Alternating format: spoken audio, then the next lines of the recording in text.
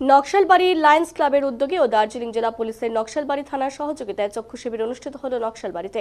বৃহস্পতিবার নকশালবাড়ি থানা প্রাঙ্গণে শিবিরের আয়োজন করা হয়।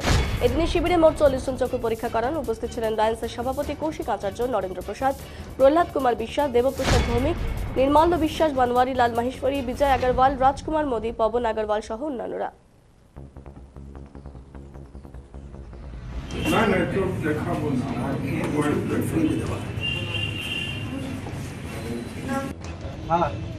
আজকেও চক্ষু পরীক্ষা শিবির হচ্ছে, কি বলবেন সেটা নিয়ে?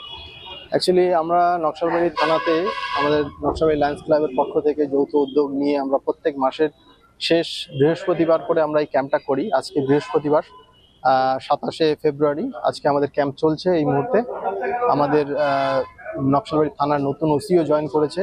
ওনার তত্ত্বাবধানে এখন থেকে আমাদের ক্যাম্প চলবে। উনি আজকে আমাদের বললেন, আমরা যখন ওনাকে অভিনন্দন জানালাম, ওয়াসিম বাবু আমাদের জানালেন যে আমি থানাতে অনুপস্থিত থাকলেও যেন এই ক্যাম্প চলে, আমার সহযোগিতা সবসময় থাকবে, উনি আশ্বস্ত করেছেন। আমরা আগামী দিনে আবার নেক্সট মান্থেও আমরা করব। এই নেক্সট মান্থের ক্যাম্পটাও 27 তারিখেই পড়ছে, 27শে মার্চ। কিন্তু আমরা আগাম জানিয়ে রাখি, আমরা এপ্রিলের যে ক্যাম্পটা করব, আমরা মেগা ক্যাম্প করতে চলেছি।